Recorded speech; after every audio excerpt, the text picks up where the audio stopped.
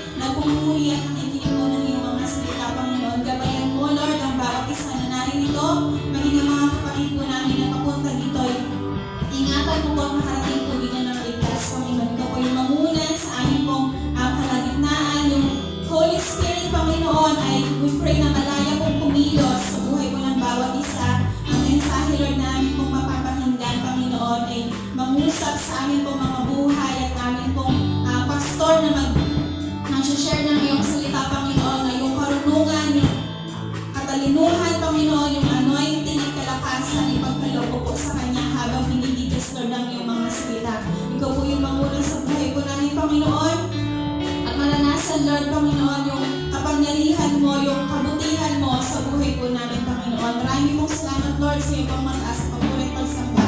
Sa pangalan ni Jesus. Amen. Amen. So, ito, basahin po natin ang ating pong verse. Dito po sa Psalms 101 hanggang 3. Sabay-sabay po natin bigkasin. Shout for joy to the Lord, all the earth. Worship the Lord with gladness. Come before Him with joyful songs. Know that the Lord is God. It is He who made us, and we are His. We are His people, the sheep of His pasture. Palakpakan po natin ang Panginoon. Tunay na ang Diyos, ang ating tower, ang matibay po natin sa paligid. Matibay na buong ating masasabi.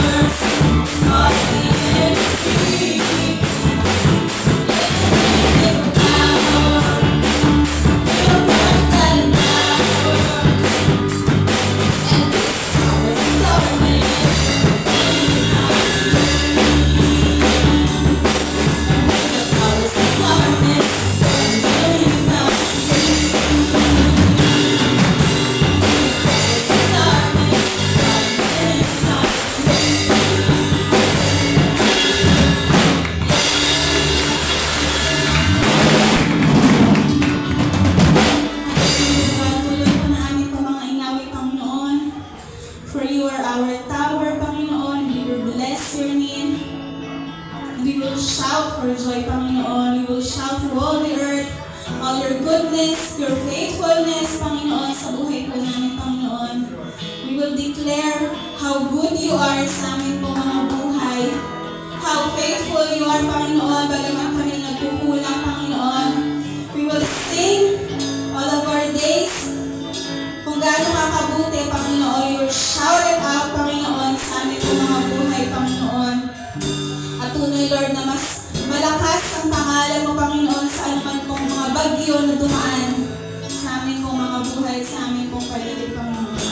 You are our Jesus, you are our Savior.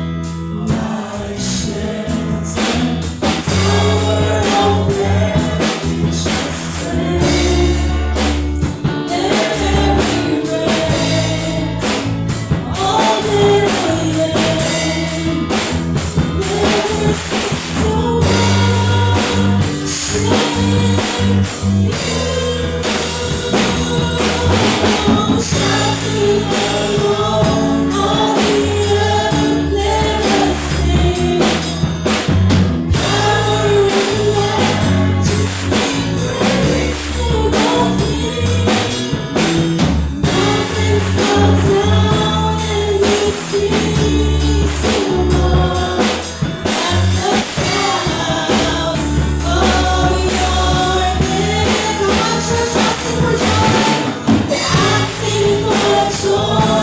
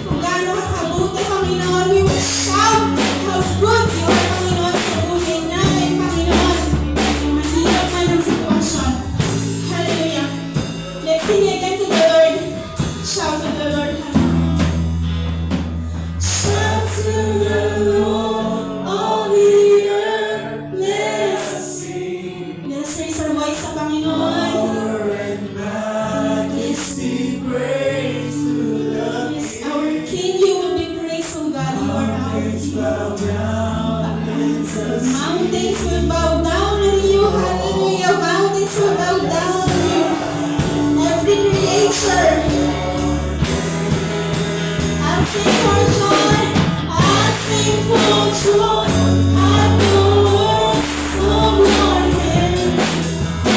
Ever alone, forever I'll sing.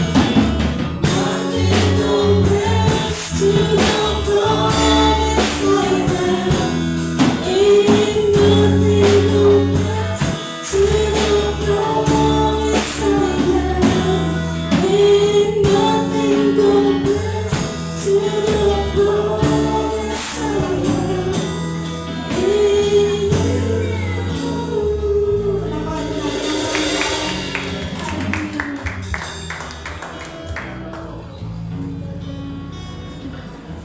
Sige po, maaari na po tayong maupo habang tayo po ay nananalangin.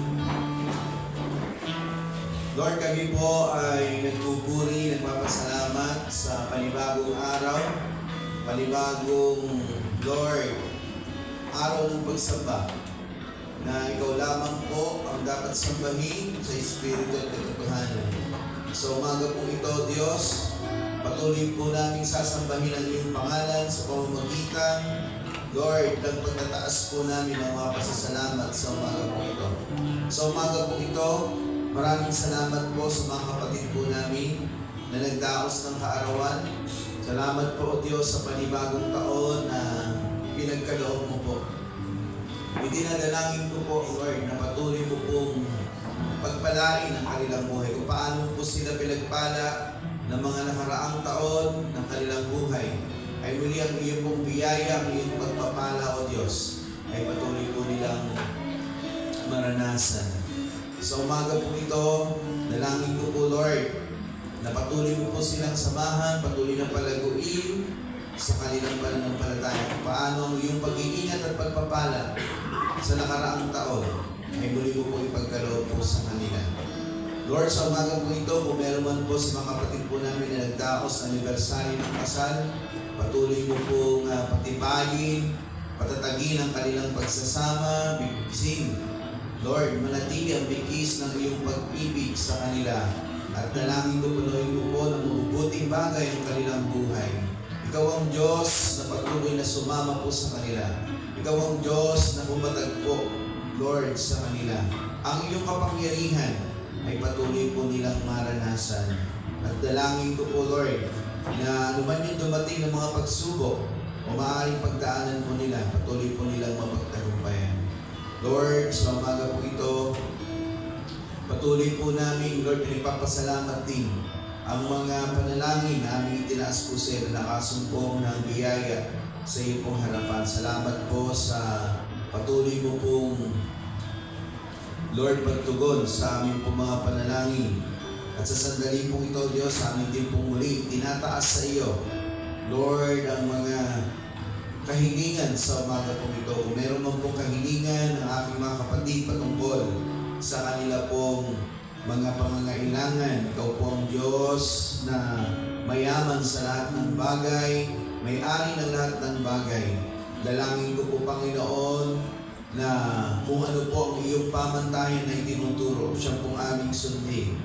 Sapagkat ang pagpapala ay naroroon po sa pagsunod po namin sa iyong mga salita. Kung ano po ang iyong inuutos ay dapat po namin gawin.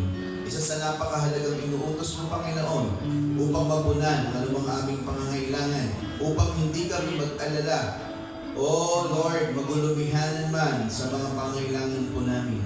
Ang sabi mo po sa iyong salita, na unahin namin ang iyong kaharian at ang iyong kalwalhatian at ang lahat ng bagay idaragdag mo po sa amin. Ibig sabihin, Lord, ikaw yung unang pinaglilingkuran. Ikaw yung unang hinihilala. Ikaw yung unang, Lord, sinasamba, Panginoon, na kung saan, Lord, ang aming paglilingkod. Ikaw yung first priority sa aming pong buhay. At ang, Lord, yung mga pangako ay tunay nga na yung pagkakaloob. Sapagkat kung saan ka naghahari, Panginoon, ay doon ka rin nagpapala, Panginoon, ng mga buhay. Kaya ang paghahari mo po sa aming buhay napakahalaga upang, Lord, ang aming buhay ay mapagpala mo po. Sa umaga po ito, kung meron mong kahilingan patungkol sa mga karamdaman, Lord, na ang hiling ay kagalingan ng karamdaman, dumadalangin po ko, Lord, na ikaw huwi po, Panginoon, sa mga kapatid po namin na nakakaranas ng karamdaman. Lord, ano man po yung karamdaman na mayroon po sila sa pangalan mo po, Panginoon Jesus, ay maranasan po nila ang kagalingan. Muli mo pong ibalik ang sigla at lakas ng kanilang katawan upang muli po silang makapaglingkod po sa iyo. Sa umaga po ito, kung meron mga kahilingan patungkol sa mga problema, mga pagsubok na maaaring pinagdadaanan ng aking mga kapatid, dumadalangin po ako na ikaw ang Diyos na tumulong po sa kanila. Dumadalangin po ako, Panginoon, na turuan mo po na ang bawat isa sa aking mga kapatid ay patuloy, Lord, na magtiwala po sa iyo. Kung ano po yung tinuturo mo, kung ano po yung pinapagawa mo, sundin po namin, Panginoon. Dahil yun yung, Lord, nais mo po. Ayaw mo po kaming masadla sa anumang mga kabibigatan, Panginoon. Pero, Lord, sa aming buhay, madalas, yung mga bagay na ginagawa po namin na nagiging dahilan kung bakit kami nasasadlak sa mga problema, sa mga pagsubok. Dahil, Lord, may sarili kaming paraan. Sa sandali pong ito, Panginoon, ipaunawa mo po sa amin na napakahalaga yung submission, Panginoon, yung pagtatalaga, yung commitment, yung patuloy, Lord, na pag-aalay namin ang buhay po namin bilang mga servant na handa kaming sumunod at handa namin ipamuhay ang iyong mga salita, hindi sa sarili naming paraan, kundi ang iyong mga salita na magtuturo sa amin ng tamang daan upang, Lord, mapagpala mo po kami. Lord, bigyan mo po, Lord, ng kaunawaan sa aming mga puso't isipan. At dalangin ko po, Lord, na sa pagkaunawang ito, Panginoon, ay patuloy, Lord, na magbagtas ng iyong mga anak, malakaran ng iyong mga anak, ang Lord, ang iyong mga salita, ang iyong mga pamantayan. At ikaw ang Diyos na sasama, ikaw ang Diyos na gagabay, ikaw ang Diyos na papatnubay, ikaw ang Diyos na tutulong sa anumang mga bagay, Panginoon, sa kanilang buhay. Sa umaga po ito, Lord, dumadalangin po ako na patuloy mo pong kalingain ang iyong mga anak. Idinadalangin ko po, Lord, yung mga nasalanta ng bagyo, yung mga nabaha, patuloy, Lord, tinataas po namin sila sa iyo na, Lord, sa kanilang puso, yung muling pagbangon, Panginoon, ay ipagkaloob po sa kanila. Idinadalangin ko po, Lord, na yung mga pagpapaalala mo po, Panginoon, ay maunawaan po nila na hindi ka dapat kinakalimutan. Ikaw dapat, Lord, ang inuuna sapagkat maaaring yung mga bagay na, Lord, kinauhumalingan po namin, mga bagay na inuuna po namin sa isang iglap, Panginoon, maaari pong mawala ito. Pero ikaw na Diyos, na aming Panginoon, kailanman, ang sabi mo po, hindi mo kami iiwan, hindi pababayaan man. Napakahalaga po, Lord, yung aming paglilingkod. Napakahalaga po sa iyo, Panginoon, yung aming pagkilala. Turuan mo kami, Panginoon, na hindi mapokus yung isipan, yung puso ng bawat isa sa mga kailangan po namin material, sa basic necessities, Panginoon, sa mga bagay na nais po namin mangyari, kundi ang lahat po ng ito ay ilagay po namin sa iyong mga kamay. At Lord, gagabayan kami ng iyong salita, ituturo ng iyong salita na ikaw ay unahin at upang mapagpala mo po kami. Lord, ikaw ang patuloy na magbigay ng kalakasan po sa kanila. Sa anumang mga napinsala na maaring mga gamit, mga Lord, pinundan, idinadalangin ko po, Lord, na ikaw ang magbigay, Panginoon, ng muli panibagong pag-asa po sa kanila, Panginoon. Lord, sa umaga pong ito, ihanda mo po ang aming puso't isipan sa aming patuloy na pagsamba, sa aming pag-aaral ng salita. Ay patuloy kaming matuto at maisabuhay po namin ang iyong mga salita. Sa pangalan ng aming Panginoon Jesus, sa umaga po ito, binabalik po namin lahat ng papuri pagulhati, ang lahat ng anak ng Diyos ay magsabi ng Amen. Amen. Maraming salamat po, Pastor, sa inyong pong prayer para po sa ating congregation. Baka po tayo sa mga announcements. Para po sa gawain sa Iron San Isidro, ang worship service po natin doon ay every Sunday at 2 p.m. youth service every Saturday at 4 p.m.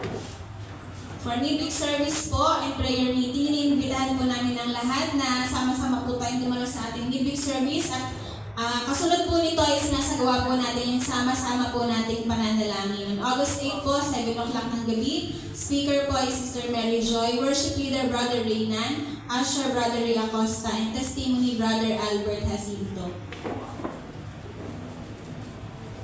And next Sunday po, speaker po August 11, Pastor Manny Castro. Yung Santa Cena po ay ngayon po yung Sunday. Worship leader Brother Reynan, tithes and offering Brother Ray Acosta, usher Brother Boy Adriano, and flower sponsor Sister Belia Casanova.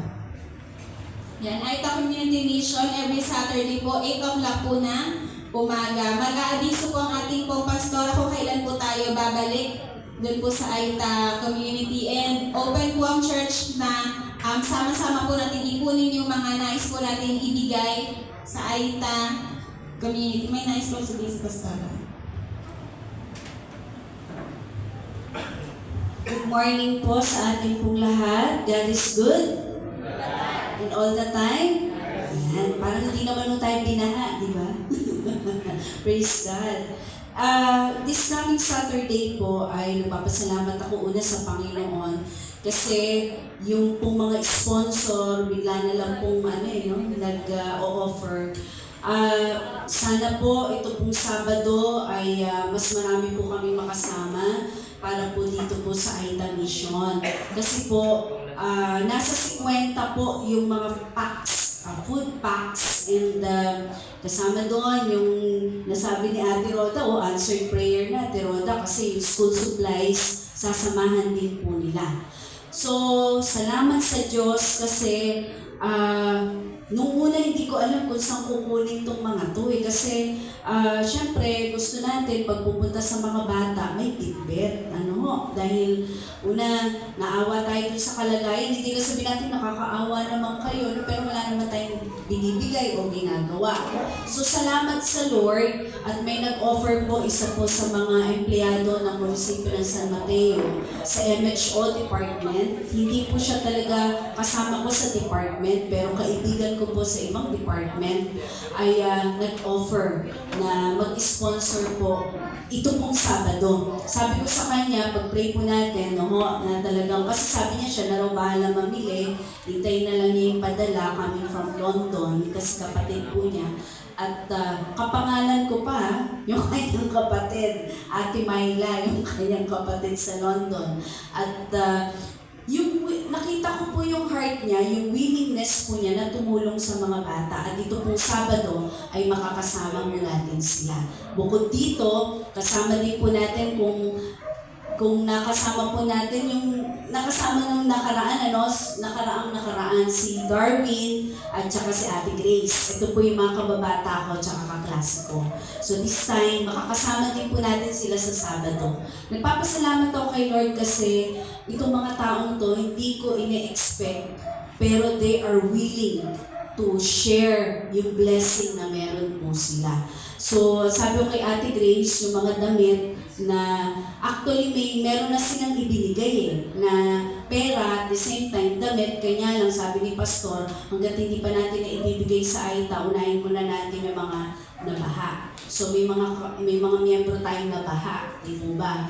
Kaya may mga picture po tayo, mga anak. So magaganda po yung mga damit ng mga bata. Sabi ko kay Ate Grace, pinamigay muna namin doon sa mga nabaha, doon sa mga na-wash out. Okay lang. So meron pa rin pong parating na mga damit na hindi naman talaga luma-luma. Pwede pa. Actually, may mga ventilador pa nga, kung ano-ano yung nila, no? So, nagpapasalamat po tayo sa Panginoon. So, sa Saturday po, naasahan nyo namin na mas marami po kami makasama kasi bakit? Yung pagbitbit po. If ever na marami po tayong bibitbitin, ay kailangan po yung oras po ninyo ay maging available po sa darating na Sabado. Kasi kami, manunundo pa kami ni Pastor sa San Mateo. Ang mangyayari, susunduin namin si Ate Arlene at kukunin namin yung ano. Kasi sabi ko kay Ate Arlene, huwag ka nang mamroblema dun sa sasakyan. Kasi ang inisip niya, pag marami daw, paano yung sasakyan? Sabi namin, kami na ang magsusundo ni Pastor. Kaya nabanggit ko rin kay Pastor,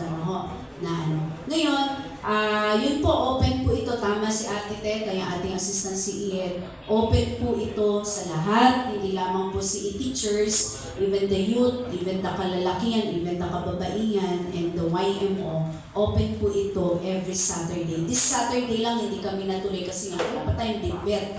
No? At kung sumobra man yun, meron din pong nakalaan para dun sa iba pang area na nalubog. Ito pa, pangalawa, so una po yan, Pangalawa, ang CEF, ay tumawag sa akin, si Sister Yours, at magbibigay din po ang CEF, pero tentative pa. Pero itong Sabado, sure ball na tayo doon, na meron tayong bibigbitin. Pero may nakalaan pa rin akong 100 packs, 100 packs, food packs, para din po sa mga bata. At ang naisip ko, pero ang priority po dito ay kita. Ngayon, ang sabi ko kay Sister Yours, yung 100, kailangan sana. Kasi di lang naman Aita ang lubog eh. Alam naman niya yun, nakita namin niya sa TV. Okay, ginawa niyang 100. So, yung iba pong area, mabibigyan po yan kung loloobin po ng Panginoon. Kanya, kailangan ko po yung census. Napakahalaga po sa amin ni Pastor yon. Kasi doon po kami titingin kung sino po yung talagang mabibigyan. Para hindi po magdoble-doble. Kasi sabi rin po ni Ma'am Arlene, taga-MHO, kailangan may listahan tayo. Yes, meron naman. Nakaano yan, yung sa Aita. And we prioritize the Aita community kasi alam ko po nalubog din sila, Tiroda, tama. Nalubog. Alam naman natin yan, malapit sila doon sa ilog. Lubog talaga. So, yun po. Kanya, dadalhin mo natin yung mga damit na naandyan sa Sabado. Kanya, asahan mo natin, marami mo tayong bibigbitin. Kanya, open na open po ito this coming Saturday. Hindi lamang po 3, 4, 5 ang makasama ho namin dito sapagkat gusto din po makita ng mga kasamahan ko po yung ating pong sama-samang pag-aano po doon.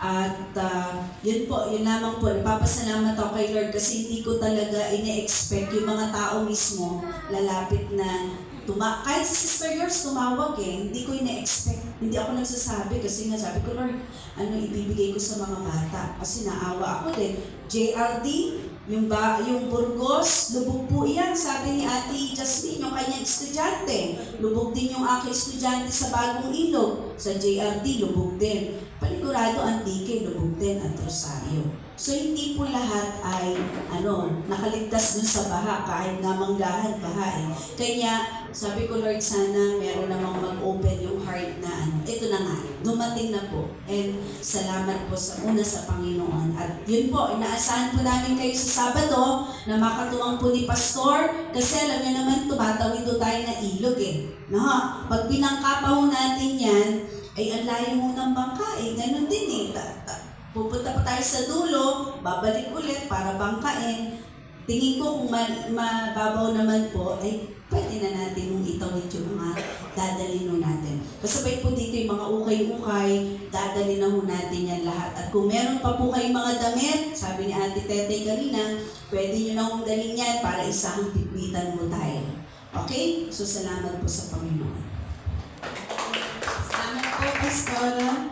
Patuloy po tayo sa mga announcements. And mamaya po, pagpapatuloy sa mga gagawin pa po, ang CE teachers po ay may meeting after po ng Sunday service. And palakpakan po natin ang Briola family para po sa flower sponsor ngayon po umaga.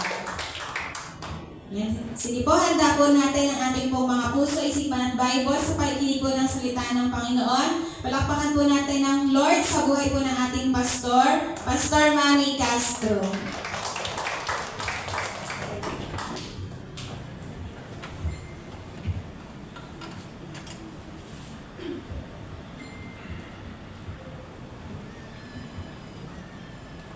Okay, good morning po sa atin.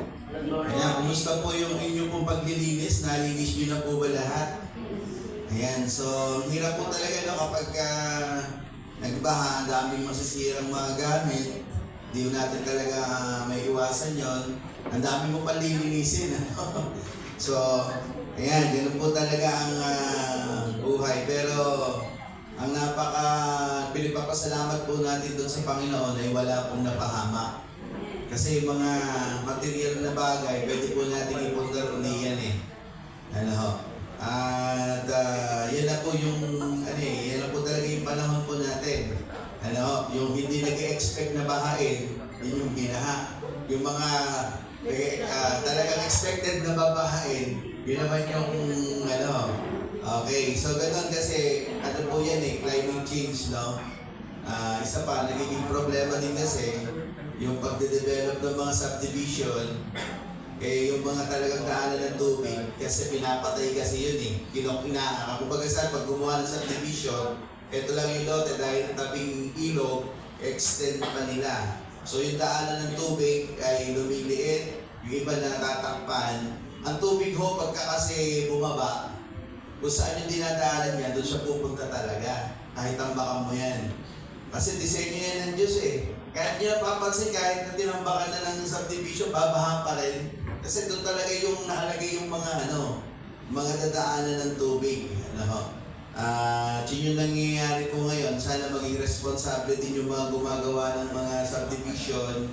Huwag lang puro kita yung iniisip, kundi yung safety rin. Yung maging safety yung mga tao. Hindi lang yung ginawan nila ng subdivision, maging yung sa labas ng subdivision kasi ano po yan, apektado pareho kapag hindi maayos yung gawa. So parang din po yan sa Pampanga kasi meron din mga gumawa ng subdivision doon. So meron isang part doon ng subdivision, yung tubig dumadaan na sa kalsada. Kasi yung mga daanan niya ng tubig, nasakop din ng mga subdivision. Yung tubig ngayon na yung drainage sa tabi ng kalsada, hindi naman umaapaw yon. Ang nangyayari ngayon, dahil sa volume ng tubig, yung tubig po hindi pa ganun palabas pataas, no? Doon siya umaapaw. Sabihin yung current ng tubig, maraming, isa lang yung dinadaanan kasi wala na ibang madadaanan. Yan. So, gayon pa man, ay salamat pa rin sa Panginoon kasi yung pag-iingat niya. Pinagpapasalamat ko rin kay Lord yung mga sasakyan po natin hindi nasira. Yung lang motor ko po ang talagang kailangan mong linisin. Hindi naman po nasira. Kailangan lang siyang i-drain dyan sa nagkatubig. Huwag niyo na akong pagtakhan bakit po ako maitim. Kasi na sa ginagawa kong mainit. Ayan, gano'n pala hindi init ng araw ngayon. Parang konting pilat mo lang. Maitim ka na. Kaya po baka uminom po ako ng glutan na kape. Ayan. So, salamat sa Panginoon at yung pagiging safety po natin. Kasi naalala po natin yan, kapag may mga disaster, hindi naman tayo makapunta, wala naman tayong speedboat. Dito rin kasi baha talagang hanggang dito po yung yung pagdating mo dyan sa yung kanto ng dyan, yung hardware. Ayun, malalim po yun. So, salamat sa Panginoon sa kanyang pag-iingat at expect po natin na si Lord yung patuloy na tutulong din sa atin para makabangon muli. Okay, so sa umaga pong ito ay patuloy nating pag-aaralan mga salita ng Diyos. Isa po sa ating pag-aaralan sa umaga pong ito ay may kinalaman sa pananalangin. Alam nyo, yung prayer hindi dapat nawawala sa buhay po natin. Kasi, ang realidad ng buhay, kapag ang tao nasa mga mabibigat na mga pagsubok, sa mga sakuna, kaya sa ayaw mo sa gusto, tumatawag ka sa Diyos eh. Kahit nga yung sigang tao, sino mang tao, kapag wala na siyang magawa at nasa panganib siya, tumatawag din siya sa Diyos. Ibig sabihin, ang pananalangin ay bahagi talaga ng buhay po natin ng mga mananampalataya. Hindi dapat siya nawawala. Hindi dapat occasional lang ang iyong pananalangin o sa panahon lang na may kailangan ka. Ang panalangin po ay isa sa mga itinuro ng ating Panginoon. At ang Panginoon Jesus po ay nagpakita ng halimbawa kung paano maging consistent sa prayer. Si Lord nga ho, ang aga niyang mag-pray. Di ba? Madaling araw ang prayer time ni Lord. Kahit gaano siya ka-busy, meron siyang time na ihiwalay niya sandali kanyang sarili para manalangin. So pag binasa natin yung Bible sa kanyang buhay, doon po sa mga gospel, makikita natin na may time siya para manalangin. Kasi yun po yung ugnayan po natin sa Diyos. At napakahalaga ng panalangin para yung ating buhay pananampalataya ay lumago at yung ating ministry, yung pinagagawa ng Panginoon ay may pagpatuloy po natin. So, meron lang akong naalala, na sa isang digmaan po, alam niyo po, sa mga detachment, di ba, halimbawa, kung merong digmaan, parang halimbawa yung Ukraine tsaka ang tawag dito, Russia. Okay, meron po yung mga detachment. At doon sa detachment po nila ng mga sundalo, meron silang tinatawag na radio communication. So, mahalaga po yun, yung komunikasyon, kasi sakaling ang kalaban nila ay sumalakay, yung communication na yun yung nagiging way para makahingi ng tinatawag na saklolo. So kapag ang communication ay naputol, hindi maipapaalam doon na hindi sila makakahingi ng tulong, hindi nila maipapaalam yung kanilang kalagayan. So yun po yung makita natin na yung communication napakahalaga para sa panahon na yun, para makahingi ng tulong. Sa atin po, ay ganun din. Actually, hindi lang naman po tulong yung ating hinihingi. Ito ay daily lives po natin. Araw-araw na buhay natin yung pakikipag-usap sa ating Diyos. Baka naman masyado na tayong busy sa dami nating ginagawa. Di ba? Matutulog ka na lang sa gabi, isipin mo yung gagawin, alam niyo yan, yung nasa utak mo yung gagawin bukas, di ba? Nasa isip mo yung ano ba yung lulutuin ko, ano ba yung, paano ko babudgetin yung pera, kung may pera ka, ano ba, eto dapat yung gawin ko, kasi ganito, dapat mapuntahan ko, magawa ko yung ganito. So, ang daming bagay na nakakapag-busy sa utak natin. At dumadating yung pagkakataon na nakakalimutan naman po natin yung pinakamahalaga na makapanalangin po tayo ay magawa po natin. So, sa buhay po natin, hindi dapat ito namamatay, hindi dapat ito nawawala. Kasi pati yung ating personal na buhay, personal na pananampalataya sa Panginoon, sa ating relasyon, unti-unti po namamatay yan Pero kapag ang buhay po ng isang Kristiyano ay tawag dito, mapanalanginin, yan. Ang tawag nga po sa mga sa intercessory, mga mandarasal. Yan. Okay, kasi sila yun sa prayer, may prayer time po tayo, may personal prayer, Bawat isa. Yung prayer time natin, corporate prayer na tinatawag, ito po yung prayer po natin sa ating church. Kaso pagdating ng prayer time, yun din yung mga andirito. Parang sana, ang dami natin na sama-sama tayong nagpipray. Kung meron tayong unang-una, kung concerned talaga tayo sa nangyayari sa church natin, di ba? Meron ba tayong pinapanalangin ba natin to? Tayo ba ay nakikijoin sa panalangin? Kasi tandaan po natin, yung prayer ay isa sa bahagi ng buhay natin. Binigay. Oo, yung Diyos alam niya yung kailangan mo. Tama yun. Di ba? Pero, binigyan ka ng pagkakataon ng Diyos na sa personal mong buhay, ikaw ay magkaroon ng time na lumapit sa Kanya. Kasi ang ating po pananampalataya is based on relationship. Okay. So sa relasyon ba walang pag-uusap? Sino rito yung nakipag-relasyon pero hindi kayo nag-uusap? Di ba wala? Okay. Sa relasyon, laging merong time ng pag-uusap. Di ba? Kahit nga nasa ibang bansa, yung ang tawag doon, LDR. Tama ba? Long distance relationship, di ba? LDR, yan. So, merong time. Dati, actually wala pa cellphone dati. Yung mga nag-upload, 1980s na nag-upload yung tatay ko, naalala ko lang nung time lang ng communication ay through letters. Yan. So may delay pa yun, no? Yung letters na yun. Tapos pagdating ng sagot, ang tagal din nun. Abuti ng buwan pag sa sa ibang bansa.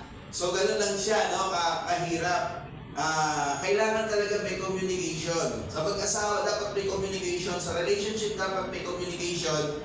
Merong pag-uusap. Kasi hindi magiging healthy ang relasyon kapag walang pag-uusap. And the more na kayo ay nagkakaroon ng time na mag-usap, mas nagkakaroon ng pagkakataon na makilala nyo ang isa. Kaya wala pong, kahit tinatawag na LDR na nagkakaroon ng breakup, alam niyo yung isa sa problema nun, wala na silang gaanong komunikasyon. Wala nang gaanong pag-uusap. Kapag wala nang gaanong pag-uusap, tinatabangan po yan eh. Ganon din po sa ating Panginoon. Kapag tayo, ang ating prayer life, pinabayaan natin, tatabangan tayo. Diyan na mag-i-start na tamarin na tayo. Diba? Kasi bakit? Wala na naging energize sa atin eh. No? Hindi na tayo na-energize kasi yung prayer napakahalaga para tayo mapalakas. Sabi nga natin, more prayer. Ano ba sabi? More prayer.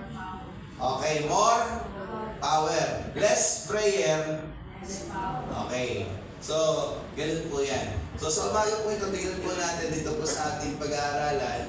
Dito po sa aklat ng Colosas, sa sulat ni Apostol Pablo, ay tingnan po natin ang talata dito sa Colosas, Kapitulo 4, talatang 2 hanggang 4. Basahin po natin ito. Tayo po lahat ay tumayo para po sa paggalang sa pagbasa ng salita ng Panginoon.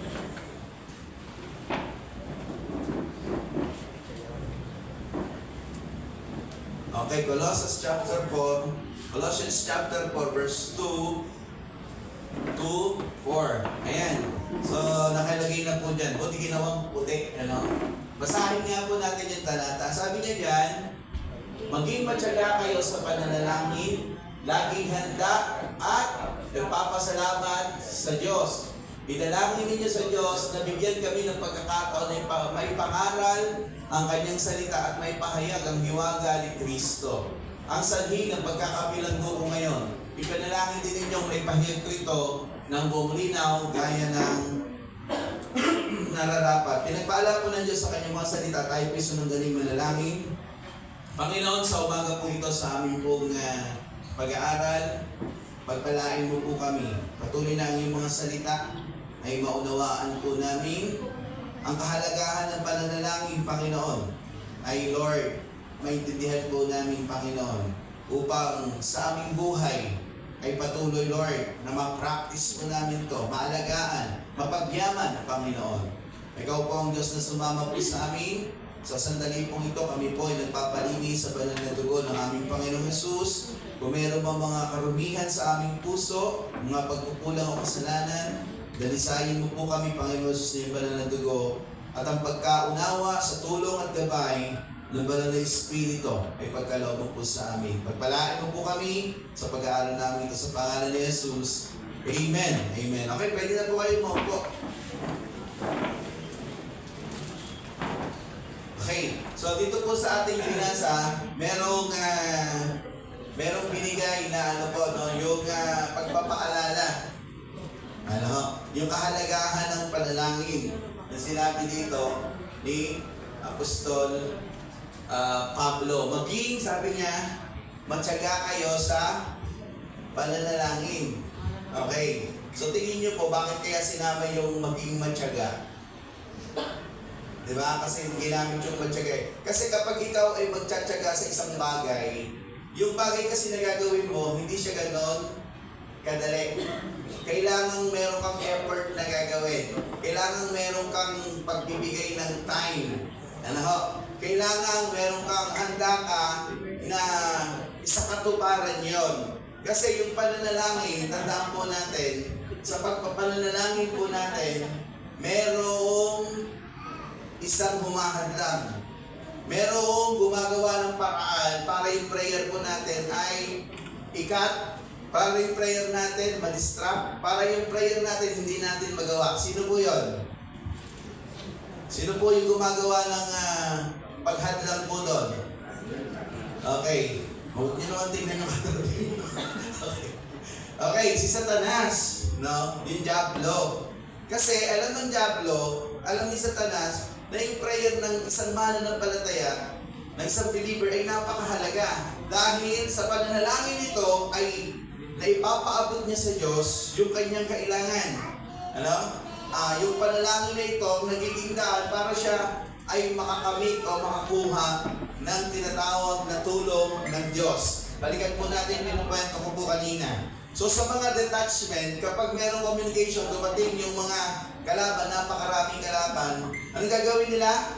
Tatawag sila doon sa pinaka mga head nila at sa detachment yung pinaka main na kung saan nandun yung mga armas, nandun yung mga kagamitan. Tatawag ngayon sila para humingi ng ano po, reinforcement, back up, kasi hindi nila kaya, matatalo sila. So sa pamamagitan ng komunikasyon, nasasabi ito, at dahil sa komunikasyon ay agarang na ipapadala yung tulong. Kaya yung pagbabalak ng mga kaaway ay hindi natutuloy na yung tawag dito na neutralize dahil doon sa tulong na ibinigay sa kanila dahil sa way ng tinatawag na communication. So ganun din po yan, ano po, sa ating pag-aaralan sa umaga po ito. Ang prayer po, kailangan may effort po talaga. Alam mo? Kailangan meron kang time. Hindi yung kung kailan lang, alam niyo po yung mga maling ano kasi natin, pag may time. Diba? Ganun kasi minsan yung treat yung ano natin pagka sa prayer. Pag may time. Ilan po ang oras sa buong maghapon? Ilang oras po? Meron tayo sa buong maghapon? 12 hours. From 6 to 12. 12 version, tama? Okay. Ay, from 6 to 12. From 6 to 6. Sorry, 6 ano lang pala yun. 6 hours lang pala yun. From 6 to 6, 12 hours. Plus yung sa gabi. Diba? From 6 to 6 ulit. Papunta ng umaga. Ilan po lahat yun? Binubuo siya ng 24 hours. Okay. So imagine mo, 24 hours, magtatrabaho ka. Pag ikaw ba ay nagtrabaho, wala ka ng pahinga? Sino dito nagtrabaho 24 hours, walang pahinga? Wala siyang break. Wala siyang break. Meron ba ditong trabaho na gano'n? Meron ba nagtatrabaho dito ng gano'n? Wala kang break, 24 hours. Diba? Ang minsan nagtatrabaho ka, pagdating ng alas 10, nagme-merienda ka pa eh. Diba? Okay, nagme-merienda ka. Pagdating ng alas 12, ano gagawin mo? Kakain ka. Okay, so meron tayong tinatawag na pagkain physical, pero meron din naman tayong pagkain spiritual. Na kailangan mong bigyan ng panahon, huwag mong i-skip. Kasi napaka-importante ng panalangin. So tuloy po natin pagbabasa. Maging matyaga kayo sa pananalangin. Laging handa at laging handa. So ginamit na yung matyaga, ginamit pa yung word, laging handa. Okay. at nagpapasalamat sa Diyos. So yung mga content ng prayer, meron pagtsatsaga, laging handa, meron laging pagpapasalamat. Hindi po pagre-reklamo. Okay, ang sinutukoy niya, pagpapasalamat sa Diyos. Inalangin ninyo sa Diyos na bigyan kami ng pagkakataong maipangaral ang kanyang salita. So, ni concern dito ni Apostol Pablo, yung pinagagawa ng Panginoon, itong tinutukoy niya rito, yung tinatawag na purpose and plan of God, dito po sa sangkatauhan, which is, ito po yung tinatawag na pagdadala ng mabuting balita, salvation, kaligtasan para sa lahat ng tao. Kasi at the end of the day, kahit yumaman ka pa, kahit nakamtan mo man yung buong mundo, sabi ng ng Biblia, kung mapapahamak naman ng kaluluwa, anong buting may dudulot dito sa iyo? Wala. So, nakapokus dyan si Apostol Pablo doon sa tinatawag po nating mission. Na iniatang sa kanya ng Panginoon. Idalangin niyo sa Diyos na bigyan kami ng pagkakataon may pangaral ng kanyang salita at maipahayag ang hiwaga ni Kristo about salvation, about good news, ang sanhi ng pagkakabilanggo ko ngayon. So yung pagkakakulong ni Apostol Pablo, wala naman siyang ginawang masama, ang ikinasa kasi sa kanya ay nagtuturo siya ng maling katuruan laban doon sa itinuturong ng kautusan. Kasi hindi tanggap po nun yung turo ni Kristo. Kasi baka isipin natin, bakit ba nabilanggo si Apostol Pablo? Dahil sa mabuting balita. Kasi ang tingin sa kanya, nagtuturo siya ng ibang katuruan maliban sa kautusan. Kasi napakahalaga sa mga Hudyo, yung tinatawag na kautusan, ang alam nila, yun lang, di ba? Ang dapat ituro, kaya ito yung naging dahilan. Kaya nga sabi niya, ang sanhi ng pagkakabilanggo ko ngayon. So, dito, malalaman natin kung ano yung naging dahilan, kung bakit siya inaresto. Ipanalangin din ninyo, may payag ko ito ng buong linaw, gaya ng nararapat. So, merong encouragement, merong pagpapaunawa doon sa mga sinasabihan na kung gaano kahalaga yung panalangin, ng panalangin ay kailangan may pagtitsaga, merong pagpalaging maging handa, at merong pagpapasalamat. Okay. So, yun po yung ating titignan sa ating pag-aaral. Pinamagatan po natin itong okay. Pakiclick nga. Pakibasa nyo na ako. Okay, pananalangin. Okay. So, pag yung word na pananalangin, continuous po ba yun o hindi? Ha? Continuous yan. Patuloy yan. Kaya nga merong word lang araw. Day by day. Okay. So, pananalangin araw-araw. So, yung prayer kanina nung tinalakay natin, hindi dapat ito napapabayaan. Amen. So, may mga basic prayer tayo pwedeng gawin sa umaga. Dapat nagpe-pray tayo. Di ba? Tapos minsan yung prayer mo sa gabi na lang eh. Di ba? So, dapat pala, kung ikaw ay kumakain ng 3 times a day, dapat, nagpe-pray ka rin 3 times a day.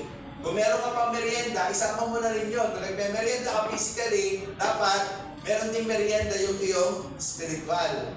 At ang sabi ni Apostol Pablo, sa kanyang pagtuturo about prayer, pray without ceasing. Ano ibig sabihin nun? Manalangin kayong walang humpay, walang patid. Okay? So kaya nga yung prayer natin, hindi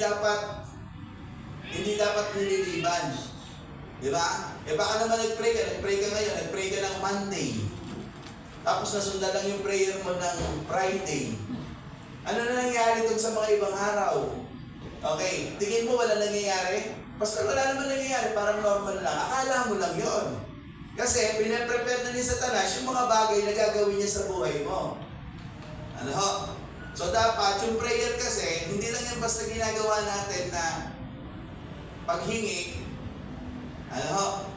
Ang prayer, protection po natin yan, no? Na kailangan po natin. So yan po yung ating titignan sa umaga pong ito. So ibig niya po dito, pakiclick. Yan. Bilang mga mananampalataya na nakaugnay, ayan, readable naman po, no? Bilang mga mananampalataya na nakaugnay sa ating Diyos, napakahalaga na ang bawat isa sa atin ay nakapaglalaan ng oras sa pananalangin. Nakakapaglaan po ba kayo? Ito kasi minsan yung problema. Tayo mga ang hiling natin ng prayer request. Diba? Ay pakipanalangin mo nga. Ang tanong, ikaw ba nananalangin ka? Baka ikaw hindi ka lang nanghingi ng prayer sa iba, ikaw wala ka mismo personal prayer. Okay, yung paghingi mo ng prayer sa iba ay backup lang yun, natulungan kang ipanalangin. Pero dapat ikaw mismo nananalangin ka. Di ba? Baka mamaya hindi ka nanghingi ng prayer request ka ng prayer request, ikaw mismo hindi ka nagpe-pray. Okay, so ang sabi niya na napakahalaga na ang bawat isa sa atin ay nakapaglalaan ng oras sa pananalangin. Ito ang panahon ng ating pakikipag-usap sa Diyos upang maidulog sa Kanya ang mga bagay na may kinalaman sa ating personal na buhay. At ang ating pagmamalasakit para sa lahat ng tao. Okay. So si Apostol Pablo, actually, ang tamang prayer po paano ba yung pattern ng prayer natin? Paano nyo ba ginagawa yung prayer? Okay. Madalas, ito yung alam na prayer ng tao. Pagpe-pray siya, lahat ng kailangan niya ipagpe-pray niya. Wala nang masama doon. Di ba? Prayer yun Pero wala kang ipinanalangin na ibang tao. Wala kang ipinanalangin, Lord, sana itong mga tao na tumaligtas maabot sila ng salita mo. Lord, sana itong mga tao mo. Laging minsan nakasentro ang prayer mo sa personal mong buhay. Okay. So, kung titignan natin, taliwas iyon sa sinasabi ng Apostol Pablo. No? Kasi tinutukoy niya dyan yung kahalagahan ng ministry na dapat merong backup ng prayer, hindi lang personal na prayer sa sarili. Oo, meron personal na pero I think, kailangan mong mag-evaluate paano ka nagpe-pray everyday. Baka naman yung prayer mo, routine. Pwede nang i-record, sasabihin natin sa mga, minsan sabihin mo sa Catholic, yung prayer nila, prayer nila, ano lang naman Tawag dito, paulit-ulit lang naman Tingin mo kaya yung prayer mo kaya, di kaya paulit-ulit? Diba? Kasi minsan, tinitignan mo yung iba, baka naman yung prayer mo, paulit-ulit nakasentro lang sa'yo. There's nothing wrong doon na, pero kung ang prayer mo umiikot lang doon, there's something wrong. Kasi bakit? Ikaw ay isang Kristiyano na dapat nakikibahagi ka doon sa napakahalagang ministry, napakahalagang ministeryo ng Panginoon na tinatang sa atin, yung Great Commission, dapat kabahagi po tayo doon. Kaya nga may prayer request si Apostol Pablo Tingnan niyo yung prayer request ni Apostol Pablo. Meron pa siyang sinabi ng personal prayer para sa kanya? Ang prayer request niya dyan, maipaliwanag ko ng maliwanag ang mabuting balita. Wala nga siyang prayer request. Pag-pray niyo ako ng biyaya, pag-pray niyo ako ng kalakasan, di ba? Okay. So minsan, ang nakakalungkot lang, kapag ang prayer mo, umiikot lang doon, there's something wrong with your prayer. Ibig sabihin yung prayer mo hindi nag-excel, hindi nag-grow. Ang prayer po kasi natin dapat umaangat, dapat nag-grow. Dapat yung prayer natin talagang prayer na meron kang pakialam sa ministry ng Panginoon kasi Kristiyano ka ikaw yung tinawag. Kaya minsan ang dahilan, bakit hindi ka rin napupush, yun? Kasi sa prayer, hindi mo sinasama. Hello? Kahit pray ng pray ang ibang tao sa iyo, ikaw mismo wala kang effort na mag-pray. Lord, tulungan mo po ako na ako magawa ko yung pinagagawa mo. Magiging routine lang. Ano mangyayari? Pagdating ng Panginoon, ano yung maibibigay mo Pag tinanong ka ni Lord, anak, ano ba yung ginawa mo to sa Paano ka ba nag-pray? Lord, everyday humihingi ako sa iyo. Okay. So, imagine mo, kung ikaw yung isang magulang, kailangan ka lang ng anak mo, may hihingin lang. Ito, magulang na to kasi may damdamin tayo. Ano mararamdaman mo? Kapag yung anak mo, yung kailangan lang niya hinihingi. Ano mararamdaman mo, magulang? Di ba ang sakit? Itong anak ko, kailangan lang ako sa pangangailangan niya. Pero yung personal attachment namin, wala siyang pakialam. Yung sinasabi ko sa kanya napakahalagang utos, hindi niya naman binibigyan ng pansin. Di ba kung ikaw yung magulang, hingi lang ng hingi, alam mo, may inis ka eh. Wala ka naman ginawa, kundi hingi lang ng hingi eh. Walang magulang na natutuwa na ang anak niya ay humihingi lang sa kanya ng kailangan, pero yung mahalagang bagay na sinasabi ng magulang ay hindi niya ginagawa. So dapat, isipin natin yung content ng prayer natin. Ang prayer po ay napakahalaga na ang content ng prayer natin hindi nakasentro sa ating sarili. Alam niyo po, na ako, pag nag-pray ako, na-practice kong prayer, hindi ko unahin yung sarili ko eh. Minsan nga, wala akong, halos wala akong nahihingi sa sarili ko eh. Ang lagi kong pinag-pray, mga tao. Yung ibang tao, pinag-pray ko. Diba? Kasi yun yung importante. Nung ipag-pray mo sila, matulungan sila, kung meron mang ipag-pray ka, akong ginagawa ko po, sa prayer, yung personal, hinuhuli ko. Inaalam ko muna kung sino yung mga dapat kong ipag-pray. Mga kapatiran, mga pamilya, pamilya namin, mga gagawin, yung mga problema ng ibang tao, pinagpipray mo, di ba? Tapos huhuli ko na lang yung sarili ko. Kasi, yun yung gusto ng Panginoon eh. Lagi kang mayroong concern sa prayer. Hindi lang personal concern sa sarili kasi wala yung pinagkaiba sa prayer ng sinasabi natin paulit-ulit. Diba? Minsan ang prayer mo, tingnan mo, no? Kung mag-evaluate ka, saan umikot ang panalangin mo sa araw-araw? Baka naman puro pangangailangan na lang. Baka naman kaya hindi ka sinasagot ni Lord kasi merong importante pinagagawa, hindi ka sumusunod. Tandaan po natin, ang pagsunod ng buong puso sa Diyos ay may kaakibat na pagtugod ng Diyos sa mga pangangailangan at pagpapala. Diba? Merong paglilingkod, mga kapatid, hindi pwedeng wala. Sinasama natin yan sa prayer. Para tayo ay mapalakas ng Diyos. Para tayo matulungan ng Diyos. Para yung mga bagay na pinagagawa ng Diyos ay mangyari. So, tignan po natin to. Next slide, please. Pakibasa na po. Oras ng pakikipagtagpo natin sa Diyos. Hindi pwedeng walang time. Di ba? Gumising ka ng umaga, inisip mo na kagad, nagtrabaho ka kagad. Di ba? Inubos mo na yung oras mo, pero yung panalangin, nakalimutan mo. Tingin mo, may sa'yo nangyari mo buong maghapon. Tingin niyo po. Kung hindi ka nag-pray, may sa'yo yung nangyari sa maghapon. Sa totoo lang, kapag ang prayer kinalimutan mo, walang sa'yo nangyari sa buong maghapon. Kasi bakit? Hindi ka connected sa Diyos. Diba? Connected ka doon sa mga bagay na pinagkakaabalahan mo. Pero yung Diyos na nagbigay sa iyo noon, nakalimutan mo. Hello, sino ba yung nagbigay ng mga pinagkakaabalahan natin na yan? Sino ba yung may-ari ng lahat ng bagay? Sino ba yung nagkakaloob? Ang Diyos. Diba? Maging yung buhay natin, sa Kanya yan. Pero yung Diyos na nagbigay ng buhay sa iyo, ng mga bagay sa iyo, kinalimutan ng tao, at ang focus ng tao ay doon sa mga bagay, doon sa ibinigay, hindi sa nagkaloob.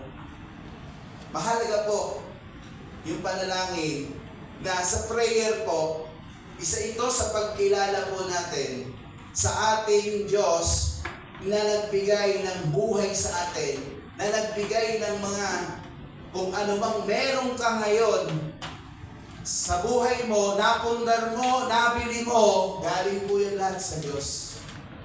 Hindi sa sarili mong pamamaraan. Kasi minsan-isip mo, nakabili ako kasi ganito eh. O may lakas ka. Pero sabihin ko sa'yo, paano kung nagsasakit ka? Tingnan yung mga tao, di ba? Ang yaman-yaman.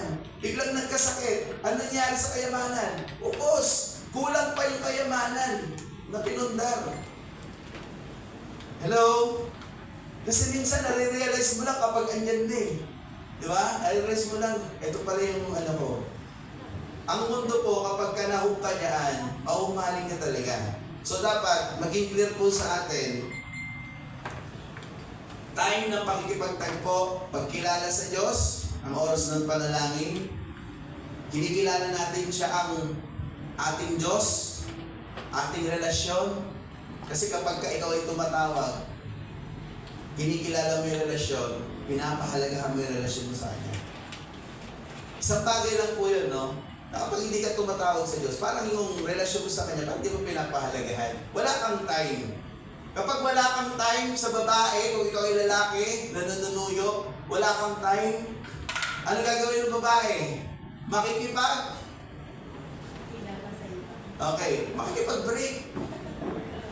Di ba? Hahanap siya nung lalaki na merong time sa kanya. Alam niyo, mga babae.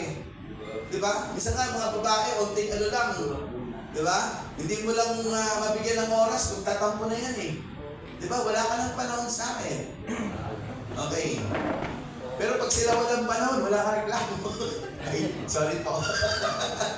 Okay, baka may ano rito, mag-react. Okay, vice versa naman po yan.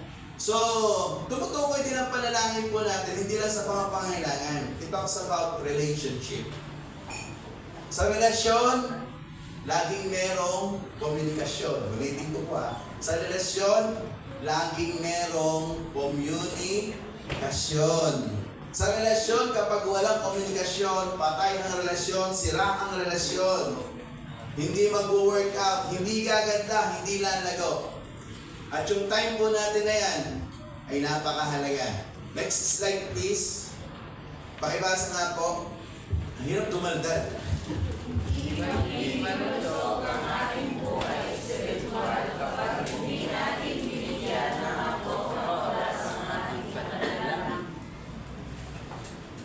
Okay. So maganda po yan.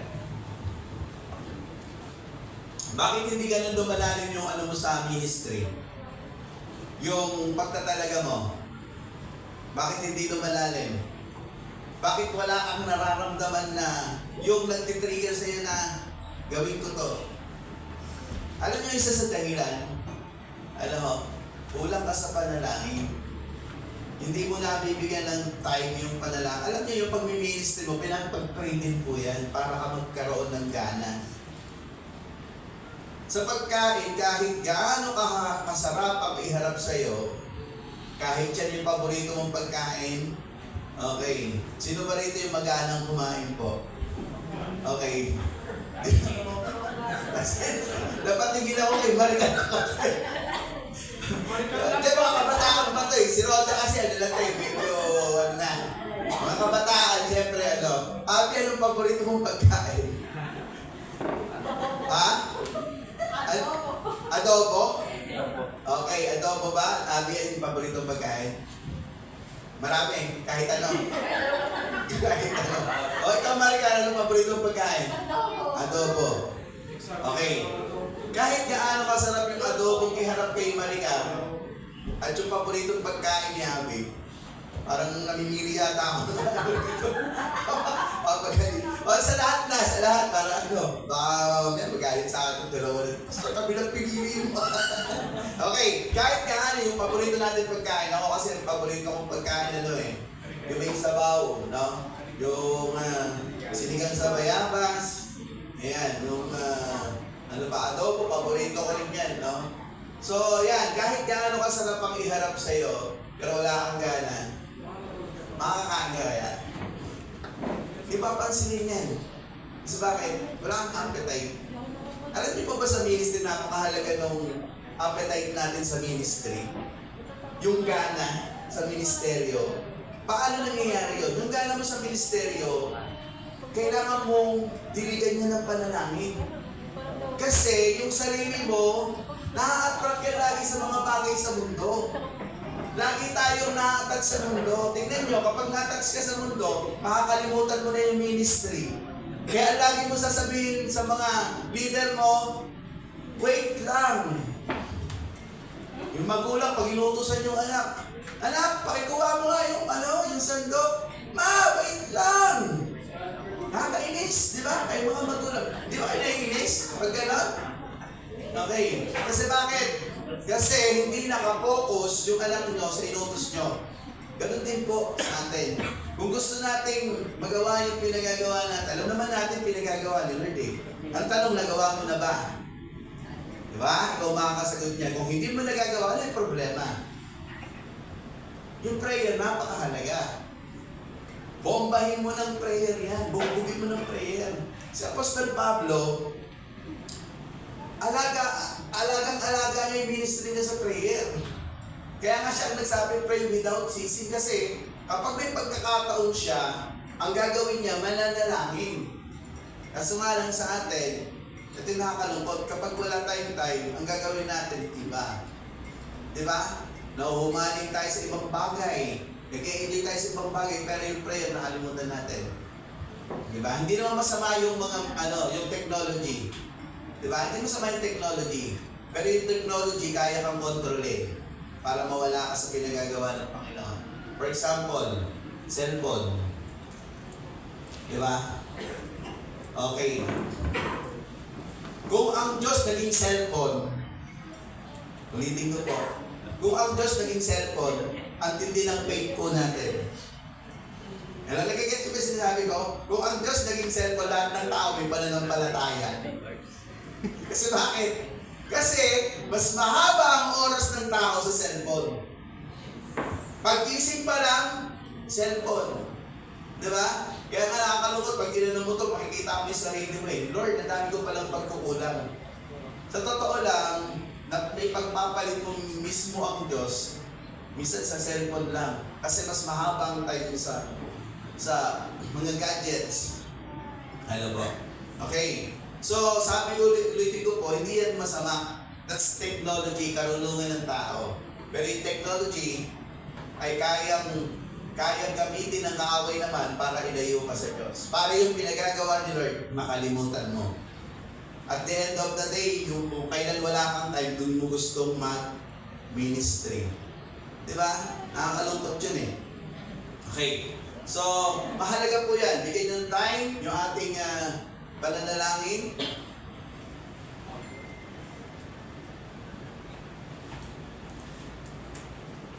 Next slide please. Sabi niya dyan, pakibasa nga po, prayer is our communication to God. Pakibasa nga po. Tayo ay nagpapanggit ng ating mga saloobin at kahilingan at pagkanunuray ay Okay. So nagbabanggit tayo ng saloobin natin, di ba? Mga kahilingan at ang Diyos ay nakikinig. So tandaan po natin, prayer is two-way communication. Sabihin, merong response. Sama po ba ako? Di ba? Okay, hindi one way lang, ikaw lang eh. Di ba? Yung two-way, ikaw tapos siya. Di ba? Magpe-pray tayo, pero dapat marunong din tayo makinig sa Diyos. Ano ba yung pangalawa? Pakibasa nga po. ang Diyos ay magsasalita sa atin at tayo naman ang dapat makinig. Okay. The more na ikaw ay lumalalim sa prayer, mas napapaunawa sa iyo ng Diyos kung ano yung pinaka-importante dapat mong gawin sa buhay mo sa araw-araw. Ulitin ko po, kapag wala kang prayer, hindi may communicate yan sa iyo ni Lord. Tignan niyo si Apostol Pablo. Bakit ganun na lang yung kanyang tawag dito? Yung kanyang tindi, yung eagerness niya doon sa ministry ng Panginoon.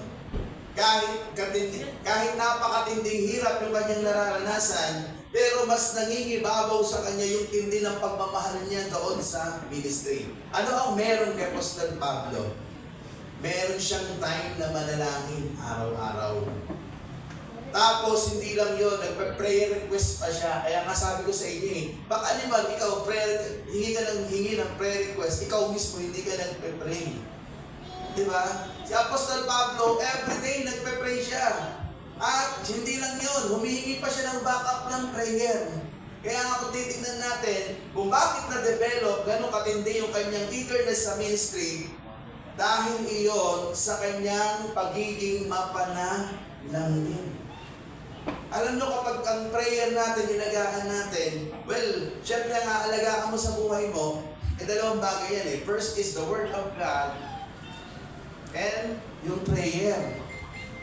So magkasama po yan, naalagaan mo. Sasabihin ko po sa inyo, Kapag iyan ay ginawa natin araw-araw, yung appetite mo doon sa ministry, yung gana mo sa ministry, babalik.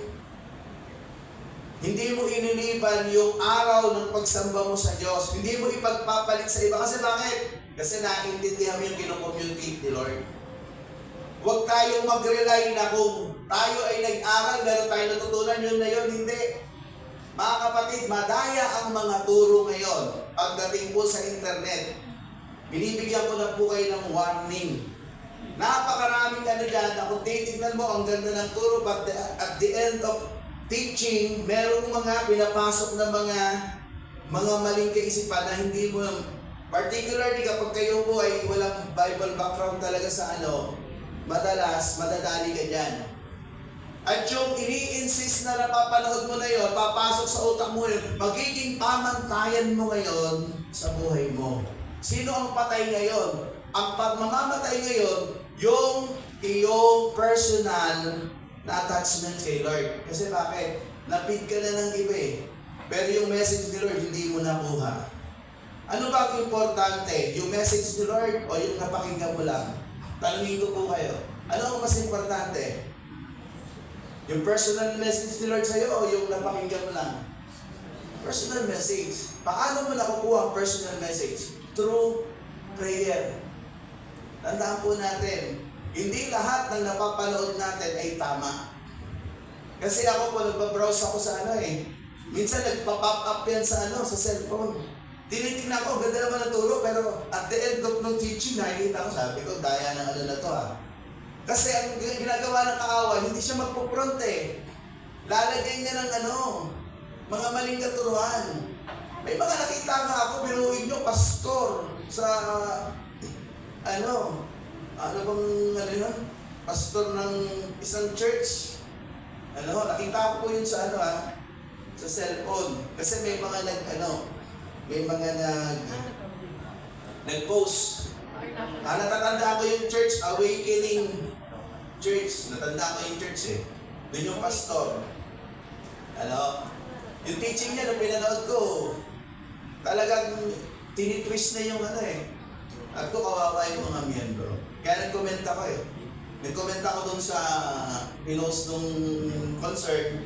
Alam ko, siguro ano din ng church yung ano. Sabi ko, yung pastor na to, tinitwist na yung word of God. Hindi na siya yung tinatawag na theology, malayo. Iniiba na. Enjoy na kasi sinasamahan niya ng comedy. Sinasamahan niya ng tinatawag na yung mga bagay sa mundo, yung kanyang teaching. Mga kapatid, ang importante sa teaching is the theology, the content, the context of the Word of God. Hindi porket may nabasa kayo na yun, tapos may mag-explain sa inyo, di ba? Meron po tayo sariling doktrina, di ba? Hindi mo pa nga inalam yung doktrina mo sa church. Mas naniwala ka sa labas. Di ba? Hindi ka mag-grow. Kasi bakit? Yung personal message mo, na galing kay Lord, namamatay. Si Apostol Pablo, napaka-clear sa kanya yung personal message ni Lord. Kaya kahit anong gawin mo sa kanya, hindi mo mababalangtot yung kanyang kaisipan. Kasi bakit? It comes from the Lord. Dahil siya ay mapanananginin.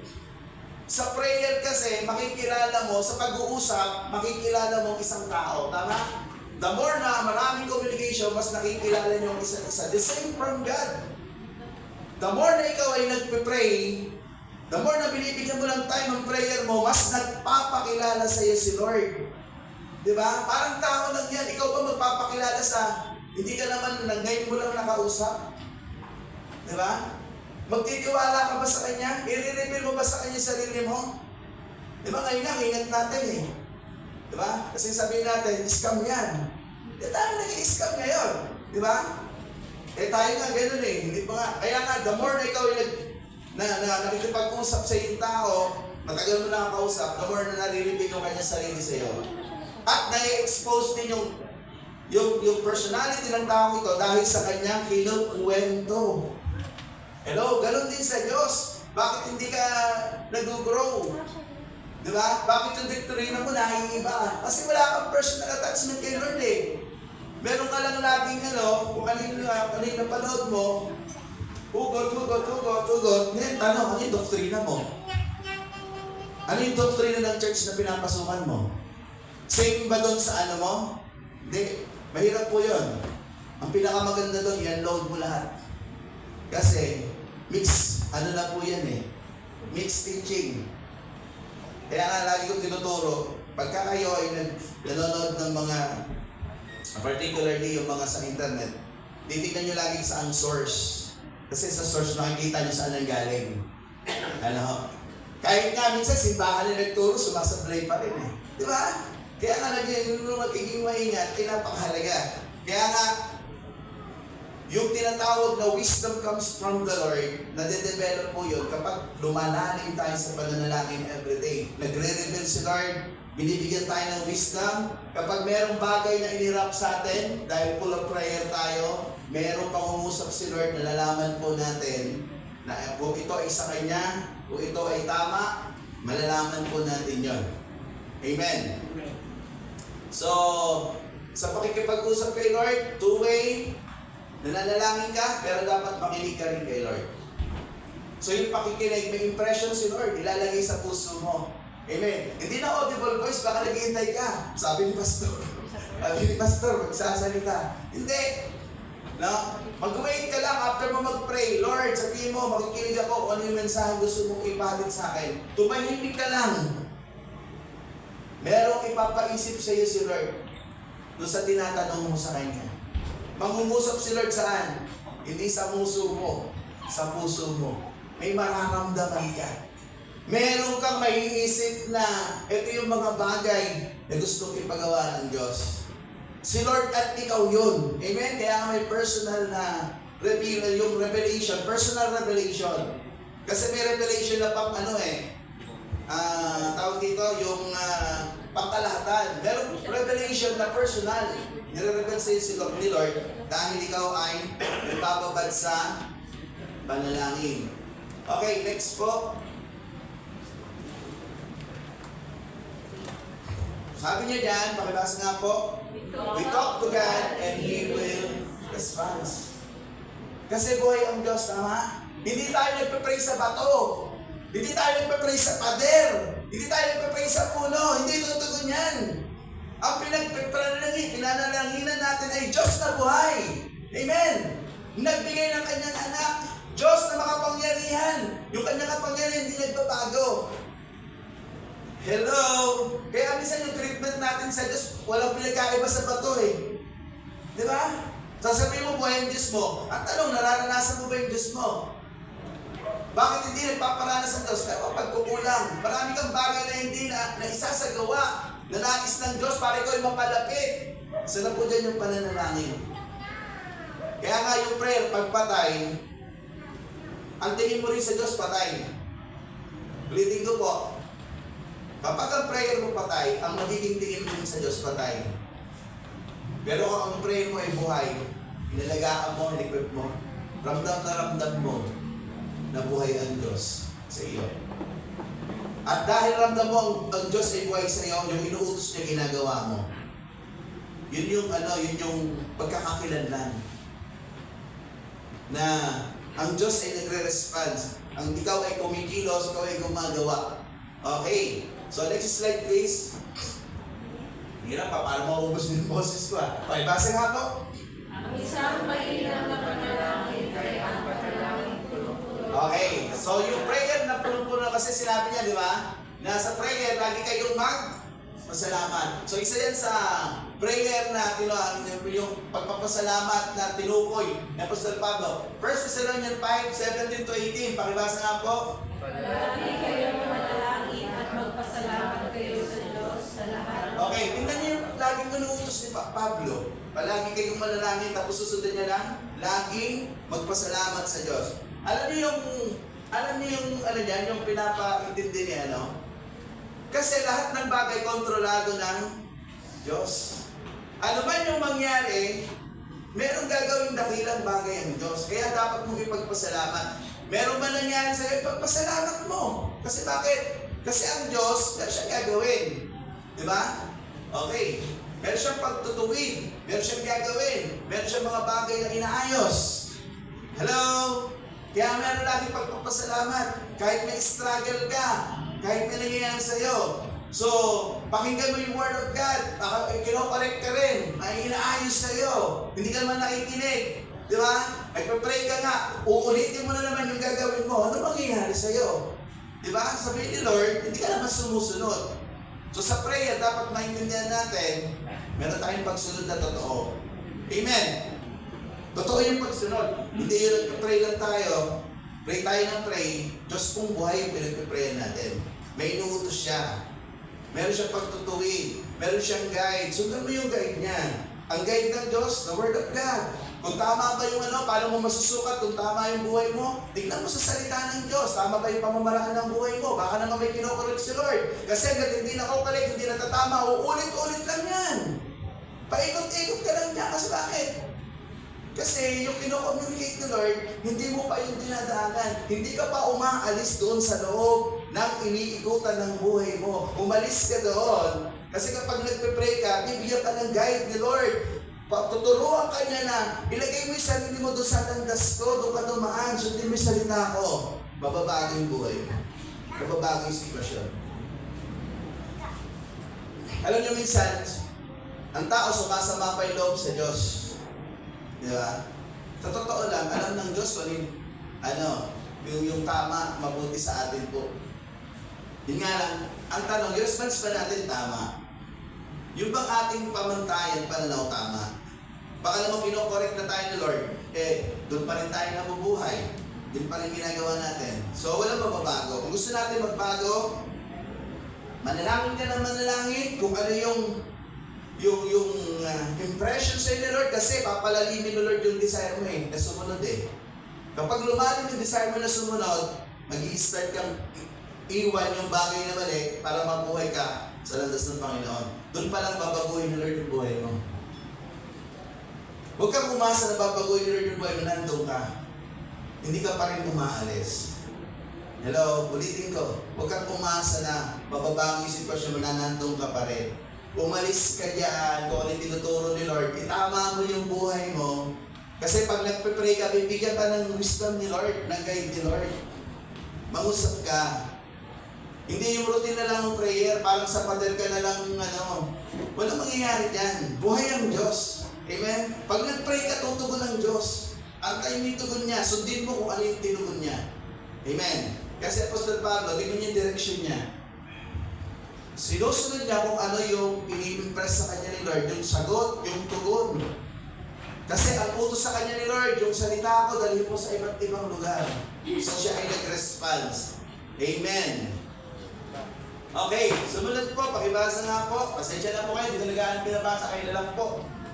Next slide please. Nabasa na ba natin yun? Pakibalikan mo nga ulit. Okay. Palaging manalangin at magpasalamat kayo sa Diyos sa lahat ng pagkakataon sapagkat ito ang kalooban ng Diyos para sa inyo, sa inyong pakikipag-isa kay Kristo Jesus. Next slide.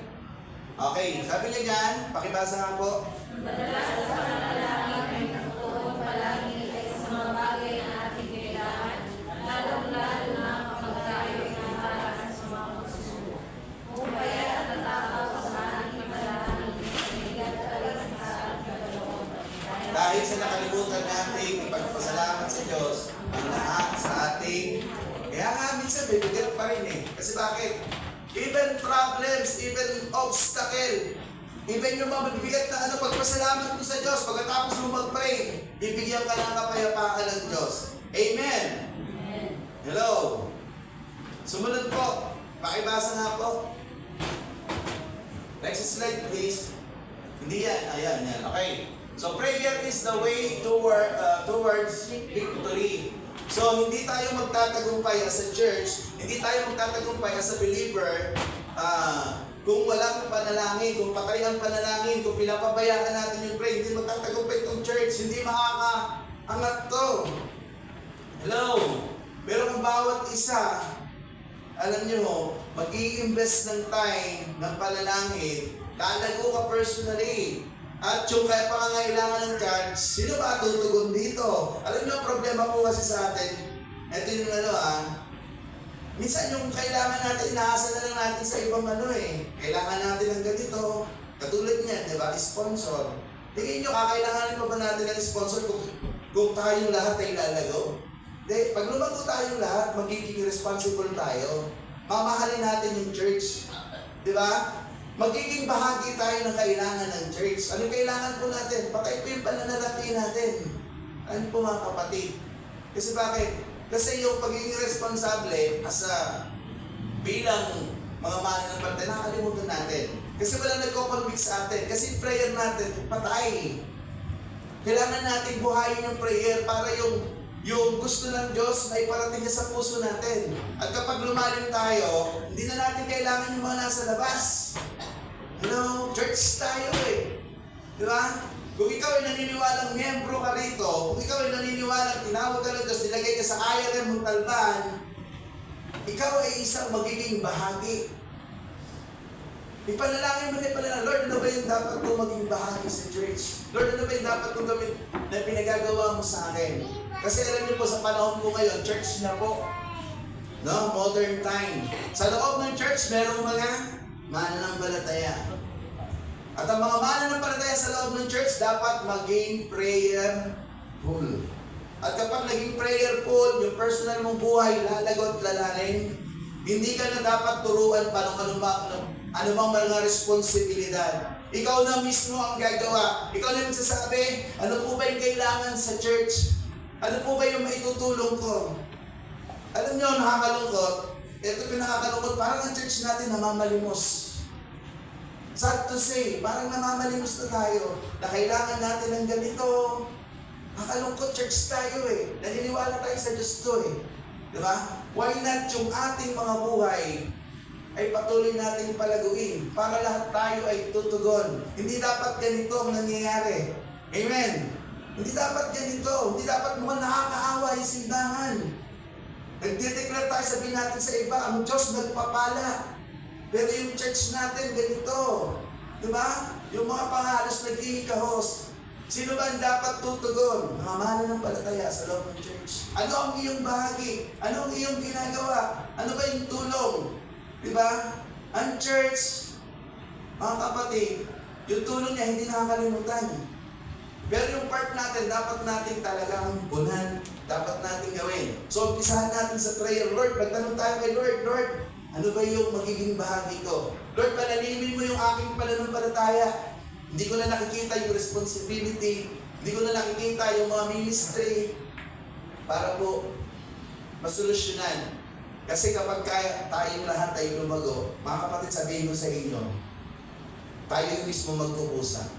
Alam nyo sa mga leadership po natin, ano ba yung natin? NCC. Ang hirap mag-isip. Pag nag-meeting kami, di ba? Ang hirap mag-isip. O for example, bigyan mo ng isa. Yung sasakyan natin, hindi na natin mahulog-hulugan yan Mga kapatid.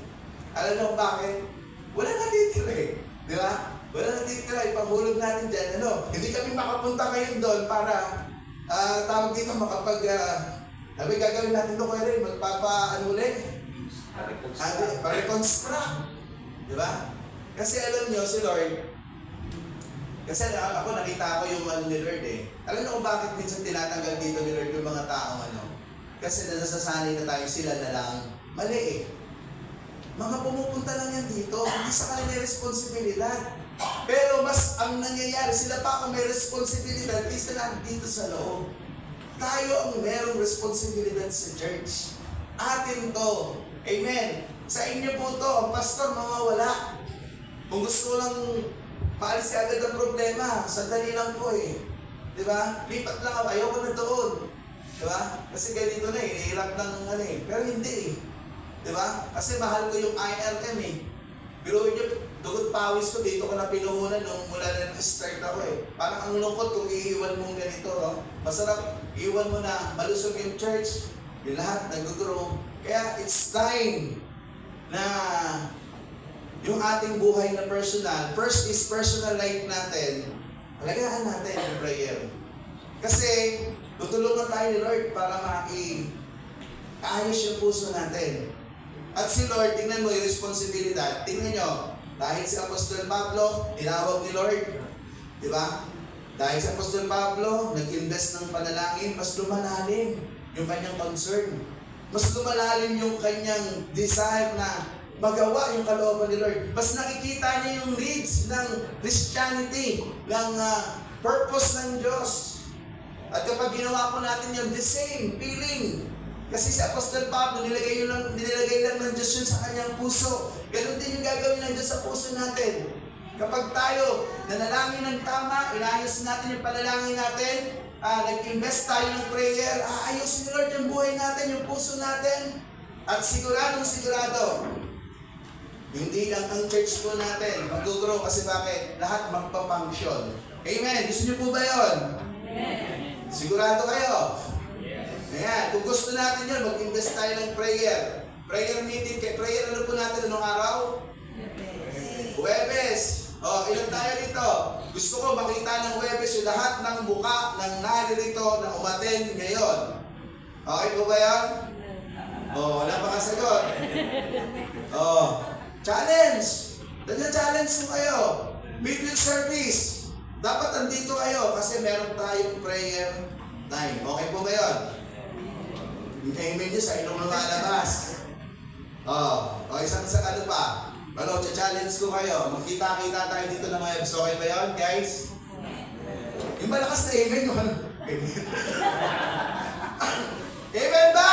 Ayan tatandaan ko yan. Lista niyo yung mga pangalan ng natin dito. Tatandaan natin yan. Hindi, mga kapatid, itong katungkulan natin yan. Hindi dapat tayo nag-i-skip. Kasi minsan nakakalungkot, alam niyo yung prayer time natin, lagi may skip. Nalulungkot kami, magkakapalit-palit na kami ng buhay. Sa totoo lang, kasi kami ganun na lang eh. So ang challenge po ng ating pinag-aaralan, umpisahan natin yung prayer ng tama. Makikita tayo. Pag uwi mo, mamayang gabi, pag pray mo, umpisahan mo na. At pagdating ng Huwebes, sama-sama tayo magpe-pray para ang church po natin panalangin. Amen! Amen! Okay, basta boses ko. Okay, next slide. Para tapos na po tayo. Pakibasa nga po.